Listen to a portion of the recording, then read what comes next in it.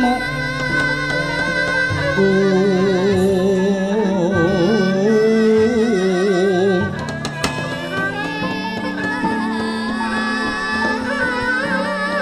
sunuk moyo winayo ngasepi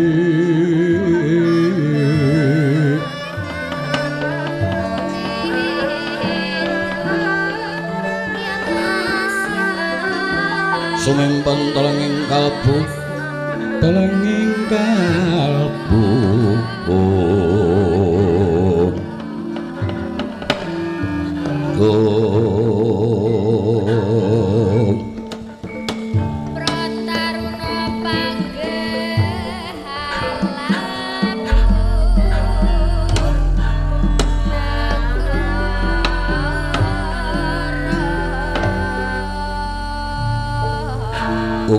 wilahing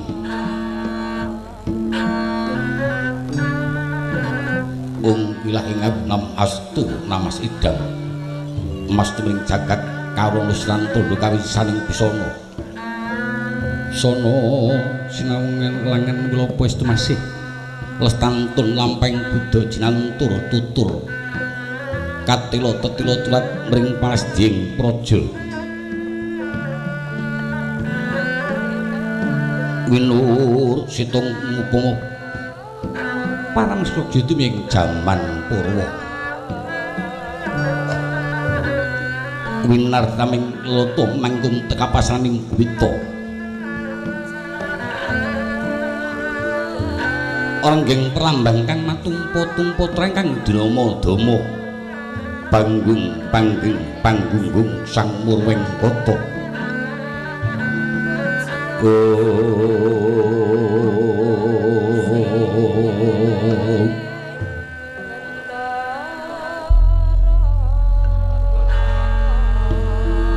anenggih negari pundi ningkai padidasa Purwa eka wulan sejati luwih dasa 10 Purwa araning kawitan senajan to kathah para kawula kang sinangga marang pratiwi kasungan ing Akabakasa kinabut ing samudra pintra umpat dinagari sewu tanantuk sadasa satustan bisa ngaturaken kalih anenggih ing kinarupa rakaning carita yuk purwaning kondo kang apantes kinaru berbuka murciting kawi ora kaya deging negari Ngastina ya Grajahaya ya sinebat kraton Liman Benawi ya kraton Uru Janggala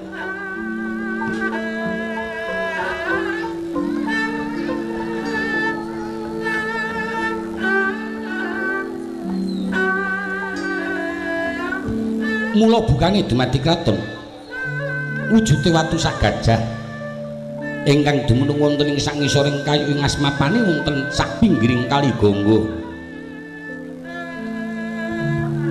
kang amurwani babat wana amurwani jemenenata ajur Prabu Dahyaka kang ing kono sak surute Prabu Dahyaka nurunaken Prabu Gajendramukha Prabu Gajendramukha nurunaken Prabu Hestimurti nurunaken Prabu Puru nurunaken Prabu Kuru nurunaken Prabu Sentanuraja nganti tungkeng jaman samangke lamun negari Ngastina 7 turunan parandene Mas sing keding lamun agung panguwasane ageng pangaribawani ayom nayakane ayem kawulane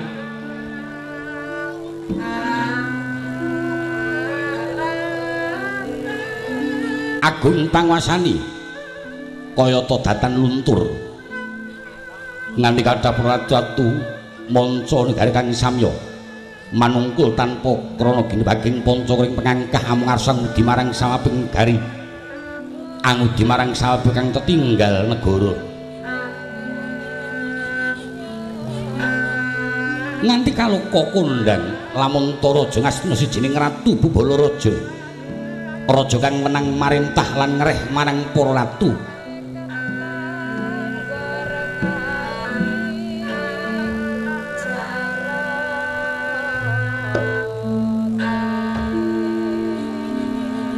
ageng pangaribawani ora ngomongake para ratu Mancapraja. Sanajan tokat kawula cilik kadhakan samya kenyut kalincut katuju prana marang kautamaning negari Ngastina. Satemah kathah para kawula kang sami brungkat nyempul boyongan sakluwarga ninggal marang bumi Wutah Gedhi rela dadi warga negara Ngastina. Pramila nurasaya sekedhik kawula Ngastina lan isa wingguh kathah ibarat papan wiyar dinulu katon rupak awis kokeng para kawula.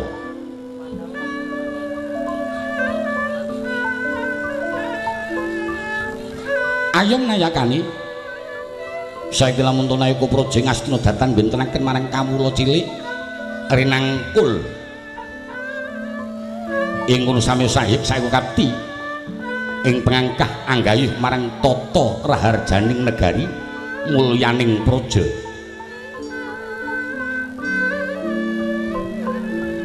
Kang rumangsa dadi nayaka datan ingkang mowani merengkang saka paugeran. Kang rumangsa dadi kawula datan ingkang mowani nerak sangka anggraning praja. Ayem kawulane candraning kawula kang mapan wonten ing plosok padusunan candraning kawula cilik. Tanben ingkang samya. Sambat kecingrangan gejani Rupacina kalamunta wong agung ing Astina agung daning natu marang para kawulane. Turta kawimban para kawula ing Astina darbi paugeran ing ngarsa Sungklada. Ing madya mangun karya tut Wuryandayani. Ing pangangkah tanben ingkang nindakake Durjana anggayuh marang katentreman tanben ingkang nindakake Culika anggayuh tumraping karahayon atut runtut sayu rukun ing dinasti sangyaning para kawula Ngastina. Gesang guyub bandul krompol anggayuh marang tata raharjaning nagari. Pinunggal candraning negari titiwanci wong agung miyos keng Datulaya. Den ayam sangyaning para mban sareng ngampil upacara banyak dalan sawunggaling harda wali-wali badak kendi kencana katemas. Lenggah dampar meger-meger pindha tunggu Jinungkarta yayah Jawata kang Ijawanta awis sangka busanan ingkang sinuwun ngajengaken marang Warangka dalem Ngastina pepatih Ngastina kan patih awis sing kuning lenggah wonten ing kepatihan Palasa Jenar.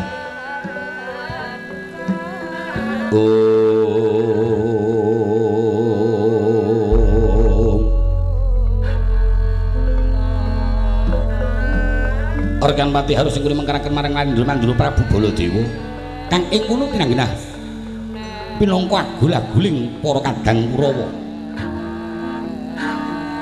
kena sinebut namun tuk pengayoming negari Ngastina Prabu Baladewa.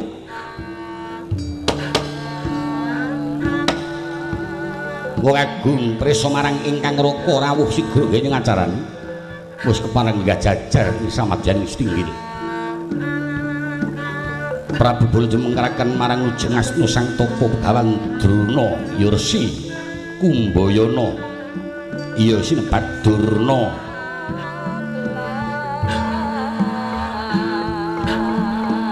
Mengkaraken marang Raden Kartamarma kang pinanggenah ngatur marang sangganing Radyabala pepet rapet pipit lampit ngene samya marak swan sangganing Radyabala sikap ing dedamel. Ditiwancu ngangsung daring sabda kajating Radya Jumeneng surat bata rubuh ngurmati marang wijining pangandikan kang sinuwun ibarat kono guru kang tebon pamuk saka manca praja cipta wiringgane kanca maju saksek.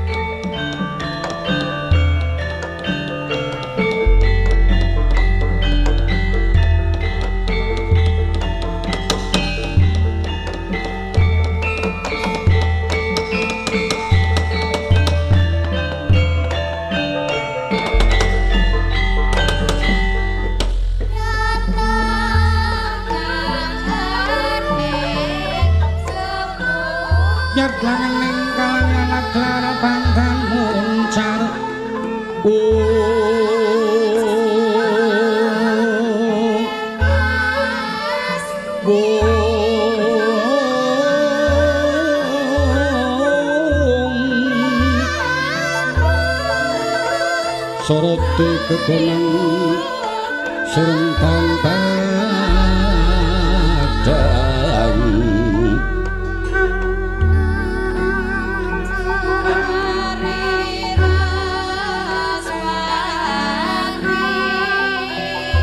kasorang pacareng kegono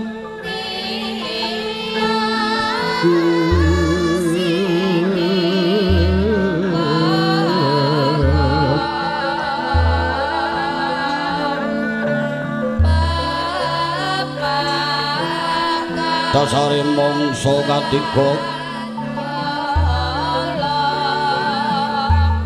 dimawon naweni jeneng Solo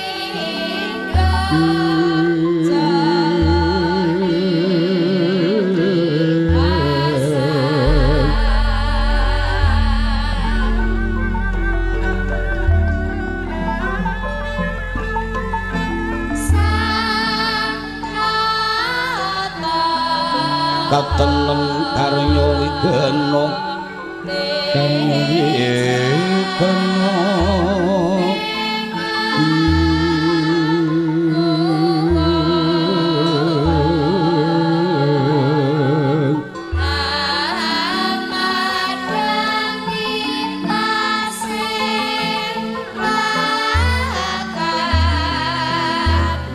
miwah sining wana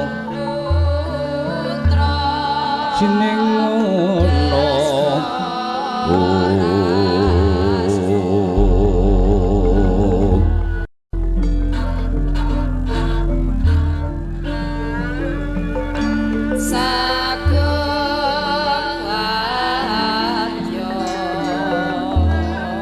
reksa kung kang tinunu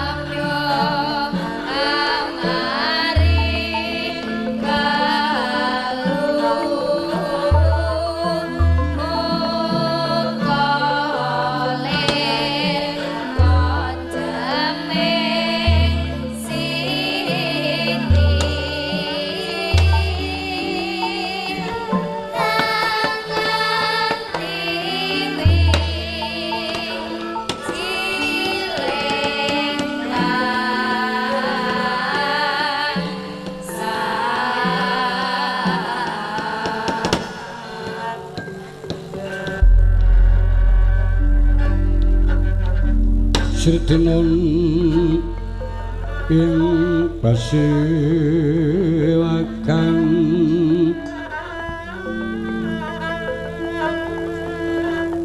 Busana Sutra kang maneka warna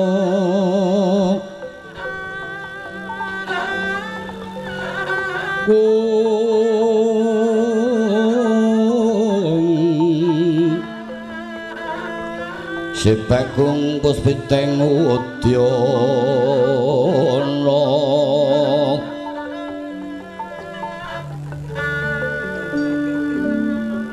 nyang pancragang sarwa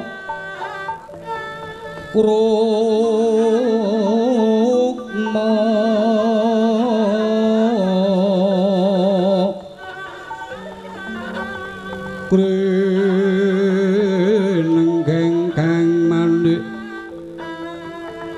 Narawata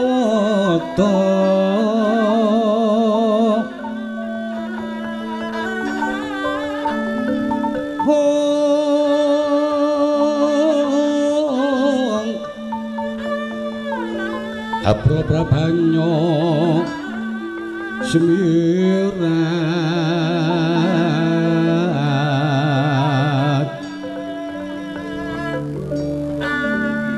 kenyaring tejo kuliwaran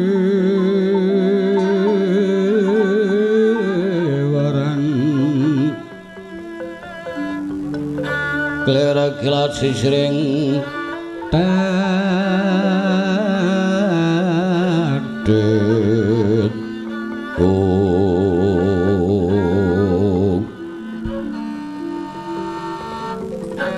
wimbo kekontong mrek nging hamre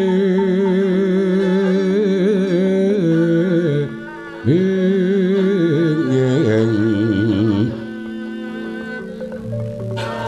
katiuping maruta katiuping maruta mando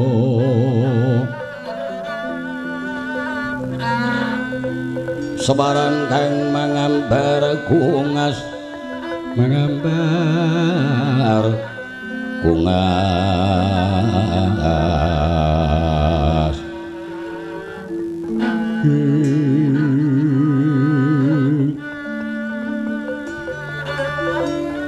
ngabeke jroning pasiwakan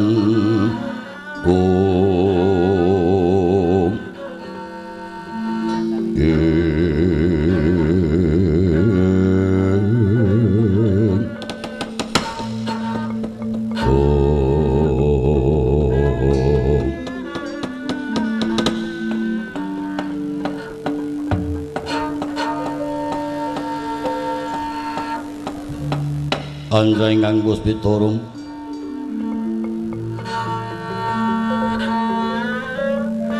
kasiring samirana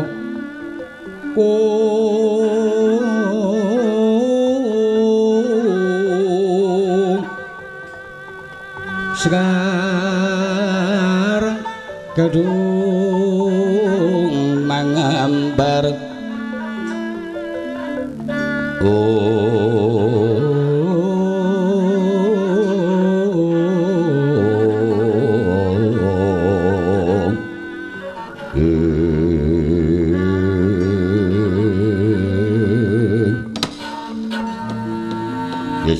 jagat manik raja diwaku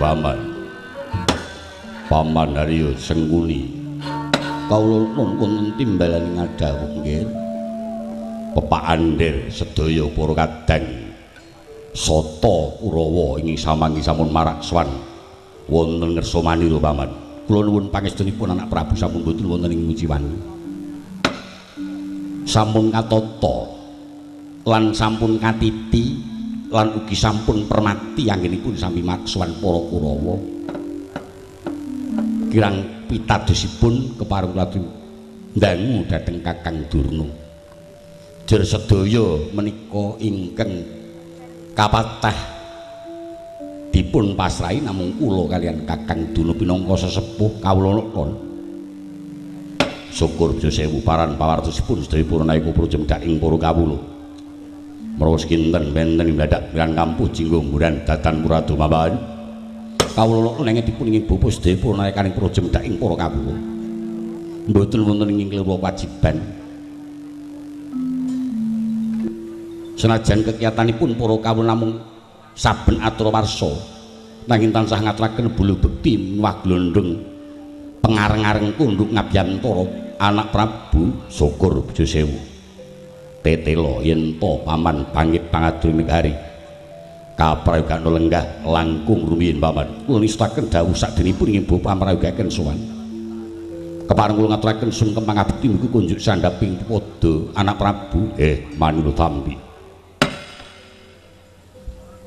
Koko Prabu kepareng sak samunipun Koko Prabu lenggah ngrayi ngaturaken pambagya rawuh jinganika Koko Prabu Baladewa katampi tangan kekalih Yayi pangendikanipun Yayi ingkang sampun rumentah ingkang raka upami Yayi menika kadang kula werda panjenenganipun kula tampi tangan kalih kula peteraken wonten ing Mistaka Pinanga Jimat. Kasa wangsul Yayi menika kadang kula mudha panjenenganipun Yayi kula peteraken ndodho kendel sami-sami. Praptanipun ingkang raka manggih ing kawidadan mboten kirang setunggal menapa mboten langkung ingkang raka ngaturaken budya pangastuti kunjuk sanipun Yayi. Kapundi wonten Mistaka Koko Prabu mekaten. Kaprayogan lenggah ngestaken dawuh Bapa Pandhita Durna Karaharjan rawuh jenenganika Bapa Pandhita Durna. Mbok menawi sare Kakang Durna pun sarena dereng dicuni nembe napa ngitung sumbangan. Oh gandeng ditekani para brahala ana ketekan kok brahala dipun timbali anak Prabu nganti ora migatekake nimbali datengi bapa nggih Karaharjan Bapa Pandhita Durna ih awis saking pamujinipun anak Prabu kados widagda pisanipun bapa mboten langkung keparing bapa ngaturaken budya pangastawa kunjuk sanipun anak Prabu kalono kapundi wonten Mistaka Pinanga Jimat Bapa Pandhita Durna. Lah iki kaprayogan lenggah kula ngestaken dawuh kados mboten kirang prayogi nggih kokono semene nyethuk Dimas Kartomarma prayogake nggon ngadhep marang pun Kakang kados mboten kirang prayogi Koko Prabu mboten langkung kepareng ingin ngaturaken sumeng pangabekti Pak Tombo Dimas Kartomarma kundur sabdo mawantu-wantu kunjung sanipun Koko Prabu sewu kalpatan nyun ageng pangabsama liripun Koko Prabu rawuh mboten tumuli kula papak saking sak banjawining merangkah ampun ngantos Koko Prabu kagungan pandhakwa yen tenging rai setunggaling nalindra ngegungaken dhumateng pangwaos pramila saking menika sak samunipun Koko Prabu rawuh ibarat negari Ngastina manggih ing pepeteng ing wanci panglong Koko Prabu rawuh kadidene obor sewu ing andhatengi ketingal semilak padang petrawangan prasimanah kula Koko Prabu Yayi ampun ngantos Yayi kagungan pandhakwa mekaten ing ngroko adeng tumuli saged pepanggihan dhumateng Yayi Prabu menapa ta wigatosipun Yayi Prabu ngempalaken para sepuh nimbali dhateng Rakapura jengandika kula ingin tumulya badhe cumadung dawuh punapa dene Yayi nimbali dhateng ing Raka wigatosipun kepareng awon sae leres lepat kula triparing jarwa dhateng ingkang Raka Yayi sarja kesuma keperanan kalian wanudya malih senajan to sampun mapinten-pinten wanudya nying badhe dipun boyong sarja kesuma tansah gagal tansah cabar bilih menika wonten pawartos wonten setunggaling nalendra ingin kagungan Atmaja putri Nalendra Sungging Wana wanudya menika sayembaranipun boten kanthi sarana bondo perbiya namung sayembara sinten ingkang kiyat njunjung dhateng wanudya menika ing badhipun ladosi saklaminipun Koko Prabu nyuwun pemanggih Sungging Wana menika negari pundi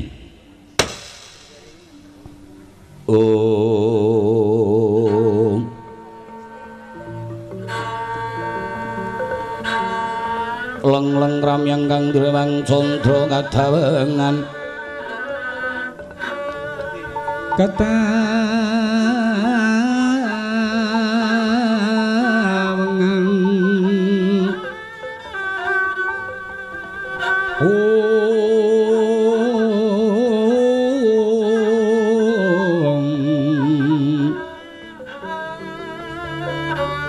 sumuing tias katupritan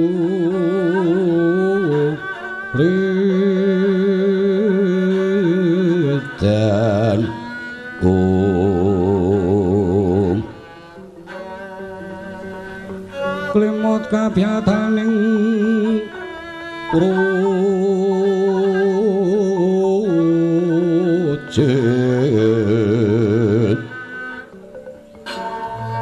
rem triya manamung triya manawung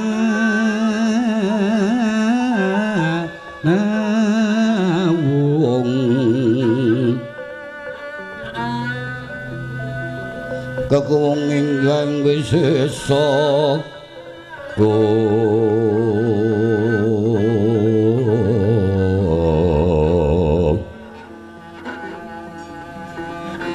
tanono kang kuci moras tanono kang kuci moras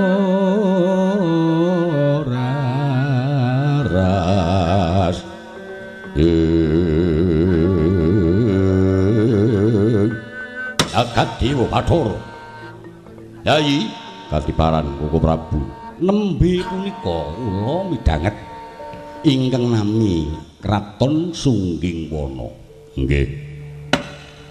Paman Sunguni sampun nate prisa? Dereng. Nek sunggingan sae ngertos. Ning ya larang. Klebet mara sepuh sunggingan kuwi sae. Prodo Mas, grenjeng.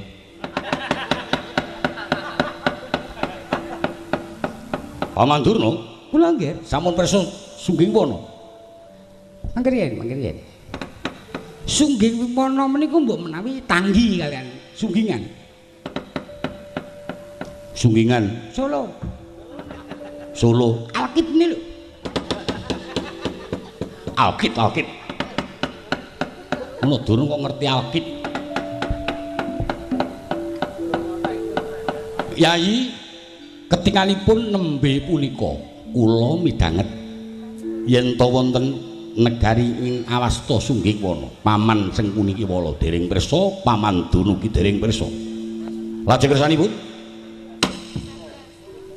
krana kondhangipun Putri Wahyu ngantos keperanan ibarat edan kepali Buddha ingkang putra Sarju Kusuma kula semanggaken pambudidayanipun Koko Prabu mulih Sarju Kusuma saged kasembadan anggenipun palakrama Koko Prabu sayembaranipun menapa nggih sinten ingkang kiyat njunjung dhateng wanudya menika ing badhe dipun ladosi saklaminipun upami menika mangke Kurawa sedaya nglebeti sayembara saged kula kinten saged pawan Kakang Dana gandeng samaniku ndudha suwe mangke njunjung-njunjung ora ketan mung sedila sinten ngertos yen kuat njunjung dhateng wanita ingkang dumunung wonten Sunggingwana niku mboten kula pun wong tuwa ora iso apa-apa ya klithah-klithih ora mergo diampiri cacah niku nek ora ya ora pun nglumpuk napane dosa kula niku pun nglumpuk terus pun mboten ajeng gawe masalah malih pun kula pasrah nicah nom-nom niku nyatane ora tau litik-litik ya anake imbuh terus anggih niku eleke Kurawa enten kok niki bocahe 6 anak cah semono kok anake 5 ting pecicil iki piye malah tambah siji 6 niku mergo kurang srawung kurang dolan nggih karang ya gaweane ming nyetuk ning omah sing disugih ngudu wayang tadi.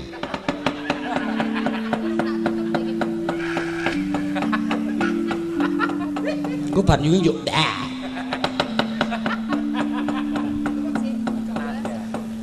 Kula aturi pasrah dhateng Kakang Durna Kiwala, jersipatipun Kakang Durna menika pendhita. Tentu mboten badhe kekirangan iku pamrayogi inggih sepados ing mangke Kang Putra. Putu kula pun sarja kusuma kasembadan sedya. Palakrama dhateng wanudya kasebat nggih.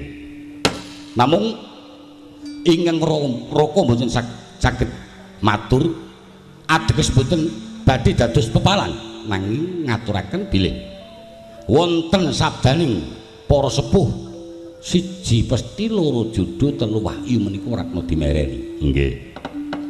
Badhe dipun budidaya. Yen manyen menika dadi judulipun, kula kinten boten badhe klampah. Kaboyong prunan kula pun sarjuk semua kula suwun kanthi sanget.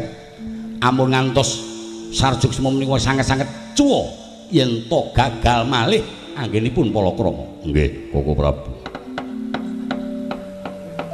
Nggih, sakna ngoten niku pancen leres dados ngendikanipun anak Prabu Baladewa. Siji pesti, loro judul, telu wahyu menika ratna dimereni. Nyatanipun kathah ingin pinangka conto anak kula kemawon. Nalika semanten sarjuk semua ugi keperanan dhateng yoga kula Antiwati. Sampun sarembek kula kaliyan anak Prabu ewa semanten Antiwati tresnanipun kaliyan Patih Udawa. Nggih. Mbok menawi menika sampun pinesti judul dawuhipun. Nggih, paman. Lajeng malih sarjuk semua keperanan dhateng putranipun Nala Garing ingin kasih Dewi Nalawati ugi kawon rumiyin kaliyan putranipun Petruk Kantong Bolong nami Lengkung Kesuma. Nggih. Menika judul mekaten paman. Ewa semanin yen Kakang Durna saged angewahi tumrap sesebatan utawi pengendikanipun para sepuh siji pesti, loro judul, telu wahyu kula mboten mangertos. Cobi Kakang Durna Katimbalan. Paman Durna kadiparan pemanggipun. Ngaten nggih. Yen kodrat nika saged dipun wiradat. Lair kakung kepengin dados prawestri menika gampil serananipun. Nanging leres dados ngendikanipun anak Prabu Baladewa. Siji pesti, loro judul, telu wahyu menika mboten saged dipun mereni. Malah Kakang Durna piyambak saged minangka conto. Nggih. Kakang Durna menika pendhita. Kathah wanudya ingkang angampingi dhateng Kakang Durna, kathah wanudya ingkang kelencur dhateng Kakang Durna semanten. Siji pesti judul dawuhipun kalian kapal ngene. Lak tegesipun pancen judulipun menika. Mboten kok judul didune. Ontene ming niku. Oh. Lah nek sepo-sepi sepenane ming niku ajeng pripun? Saanane lah. Ngoten mawon ajeng pripun sampean? Mboten napa-napa. Kula semanggaken anak Prabu Joko Pitana. Yayi, upami to Yayi. Pasrah dhateng Paman Durna Klatri, pasrah mangke keng Raka badhe nderek ngiguhaken lan nderek budidaya murid sarjuk saged kasembadan anggenipun badhe Palakrama Paman Durna. Kula nggih kula pasrah dhateng Paduka Borong inging wayah saged dhaup selane akrami saking Paman gagal nggih awit saking Paman Durna. Sikra bala kang tumingal perang campu kang samya medali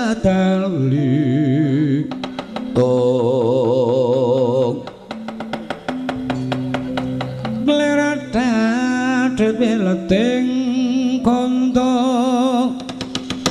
dayang kung menguncang niti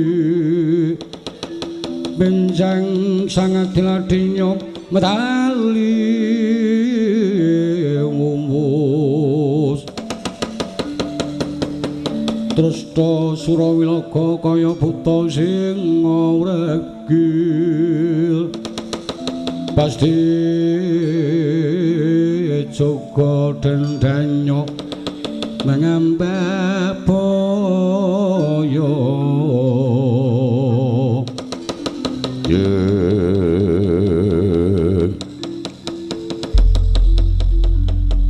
aman wonten dawuh Kurawa Kabidalna sedaya nggih sepados ngagem busana seragam. Oh nggih ingin dawuh Kakang Durna menika panjenengan ketua Kurawa terus pundi seragam iki. Oh nggih nggih nggih mangke sing selo diseseli sing ora seragam ora apa-apa. Ning kabeh kudu seragam. Nggih nggih. Sing aja nganti nyewa lho. Nggih. Krisan. Oh nggih nggih nggih. Najan tok kris manten kudu dienggo. Nggih nggih. Selope nek iso kiwa kabeh. Dadile mlaku bering ngoten. Pokok seragam napa-napa seragam iket seragam klambi seragam jarik seragam keris seragam nggih? Nggih. Setaket seragam? Nggih, nggih, nggih. Nggih, mangke kula tatani. Kartomarma pamit marang rakamu. Nggih, Paman. Koko Prabu nyuwun pamindhiraken dindhaipun Paman Sengkuni. Ngati-ati Dimas. Koko Prabu kepareng kulatri Mranata dhateng para Kurawa. Nyuwun pamit ingkang Araka Yai ndhiraken widodo dindhaipun Koko Prabu. Inging bapa nyuwun pamit nata lan ngatur sedaya para Kurawa ampun ngantos kados dinilai-alit Paman Harya Sengkuni.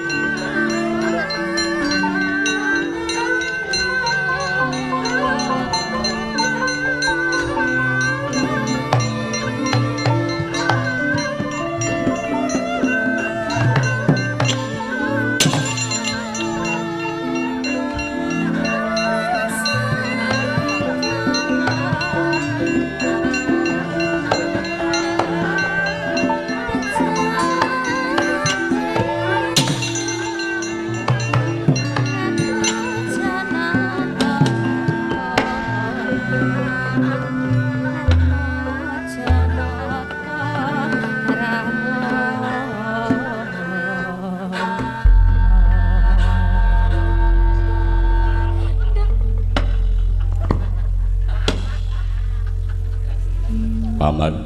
Kula nggih. Kok ndomblong.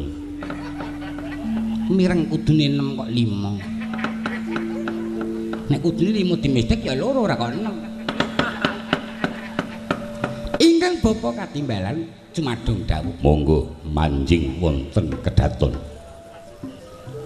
Kula tringrimuk dhateng manahipun Kang Wayah. Mugi tansah tatak lan tetek manahipun anggenipun badhe anggayuh dhateng putring Sungging Wana. Oh nggih nggih, mangke cekap inggih bapa badhe. Ngrimuk dhateng ingkang putra putu kula pun sajogsi nggih. Nggih. Monggo kundur kedaton. Nggih Paman. Titiwan wong agung arsa kundur anggedaton ngesti marang sabda Pendhita Ratu.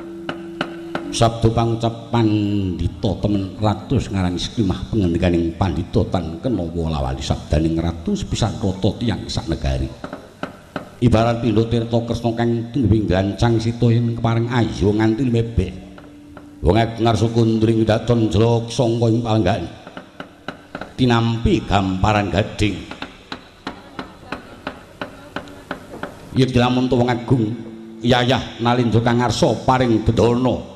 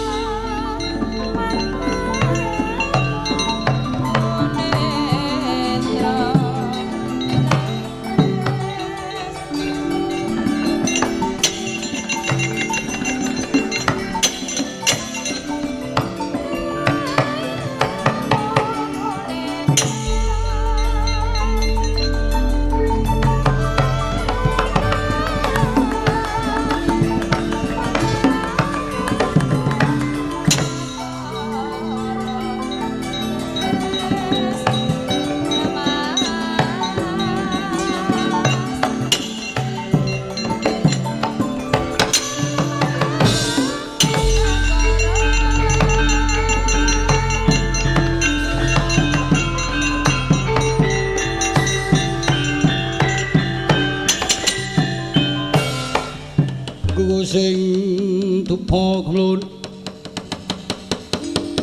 nganingken yasang bagi kawengku sagung jajan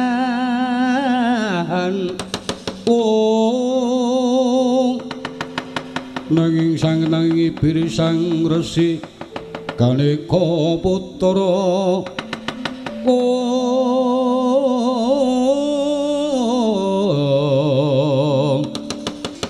kang anjog saking wiyadi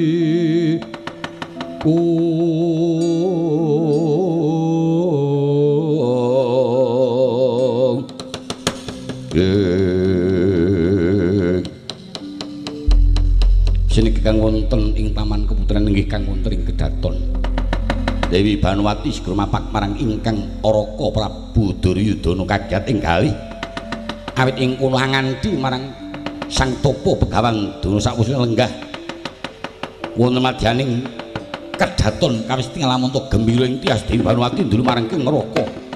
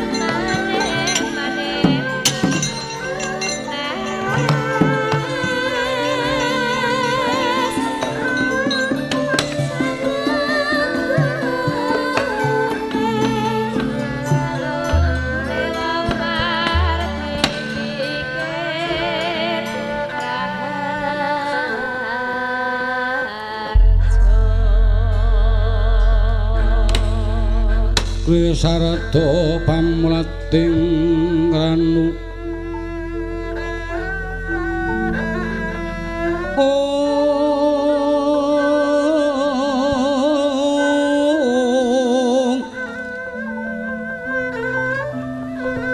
terus karasaning sun dening kanyut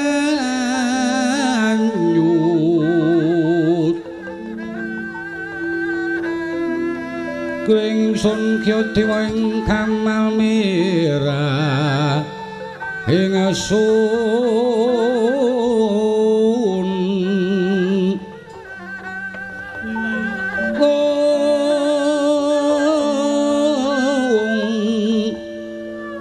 Samiratu ing huni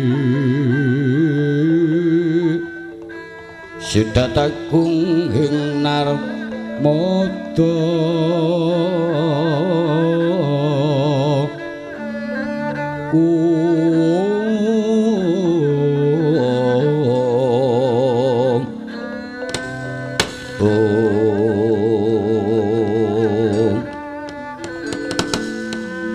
Jagat Bendoro sinuwun sasamunipun kondur kedaton kenging ngaturaken sungkem pangabekti sinuwun. Ya Yai Ratu Banowati tak tampa sungkem marang pun Kakang pangastutinipun Kakang Tampanono. Kula pundi wonten mestaka dados jimat sinuwun. Ya. Paman Durna sungkem kula kunjuk. Ih pangetunipun angger kados mangke widodara. Kenging menapa paman? Ditumbuk jeluk mules kurang ajar ki ngaturno bekti marang pepundhenmu nggih anak ratu kentir ya krama kula ngaturaken sembah pangabekti wontenipun Kanjeng Rama iya putraku bocah bagus tak tampa pangastutiku Tampanono kula pundi wonten mestaka dadono jimat krama ramane dhewe eyang tindin kaya ereking sungkem kula konjo yang ya tak tampa kanthi gembira loka gundulmu nimblis tek umak nyut mules Pangastutiku Tampanono nggih kula pundi wonten mestaka yang tindin susu jengkel aku anak ratu paling koclok sedunia ya iki ya wonten dawuh timbalan dalem tinuk paduka ingkang sinuwun kundur kedaton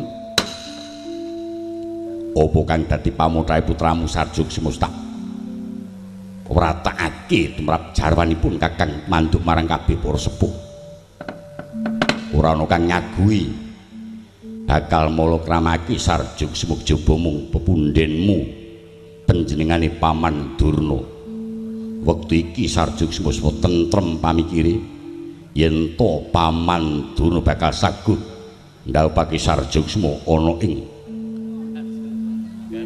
negara Sungging Wana mengkono Yai Ratu jagat Bendoro Sarjug Semustak kula wonten maring dawuh Ibu kowe bakal didhawuhake kowe lah seneng benjang menapa Rama dina iki kowe tata-tata enggal dandan kang prayoga candinen apa kang dadi dawuh eyangmu Bapa Begawan Durna ya wis eyang ngono tok wae aja nganggo galur-galur terus pundi yang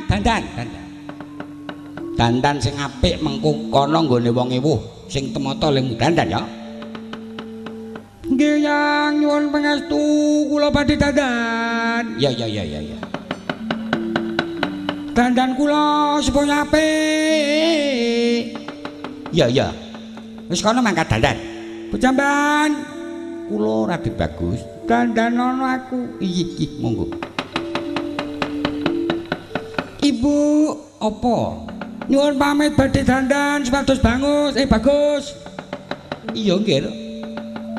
Ndang dandan sing panayoga bisa manhur marang calon garwamu. Nggih. Rama. Apa? Nyuwun pamit dandan. Iya. Yang Apa? kula dandan Ya kono dandan.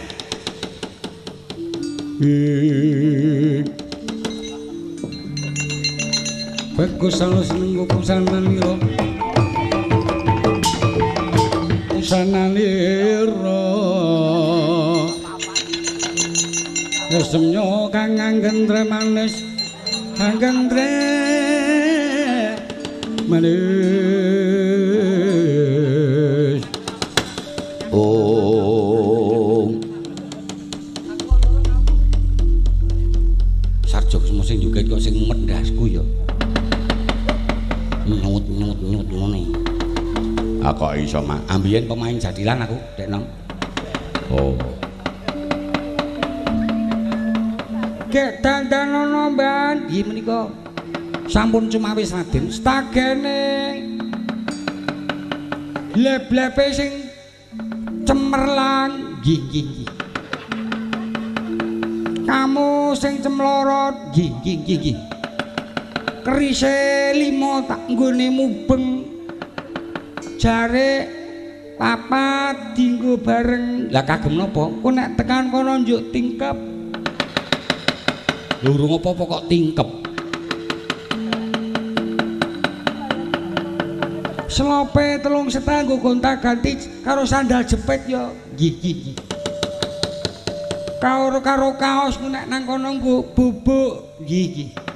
Sing tulisane meni Dagadu ngono ki lho. Nggih Raden. Kacamata Dipun agem sakniki. Nggih monggo dipun agem. lho kok peteng. Wo lak kleru kotang. Munyuk milih ke kotang kok sing ngendok remak lho.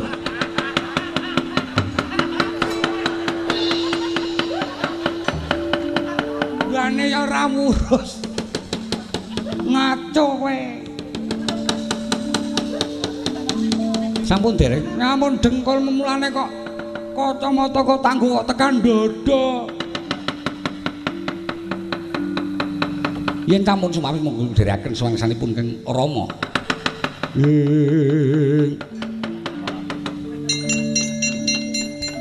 Sinowati jagat kang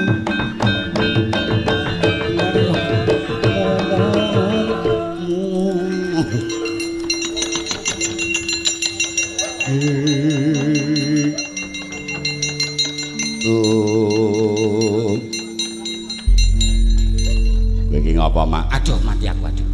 Malah sing mumet aku dadi aku sing ora inget Purwoduk Sima. Nglecak kowe iki apa? Duk Sina kok Duk Sima. sampun dandan Rama. Ya wis. Yen panjenengan wis dandan, monggo paman kula semanggaken paman ujubake niku badhe. Ndhawuhaken yoga kula sarjuksa. Wis tumata lemu dandan, Ger. Sampun. Ketingalipun sampun sedaya sampun tumata. Wis gak pamit karo ramamu. Rama nyuwun pamit badhe rabi. Yo. Ibu apa nggih? Badhe nyuwun pamit mugi-mugi ndang kagungan wayang nggih Bu nggih. Iya. Matur nuwun ya, Mban. Nggih nggih Raden. Selayere kari. Moh kembenmu.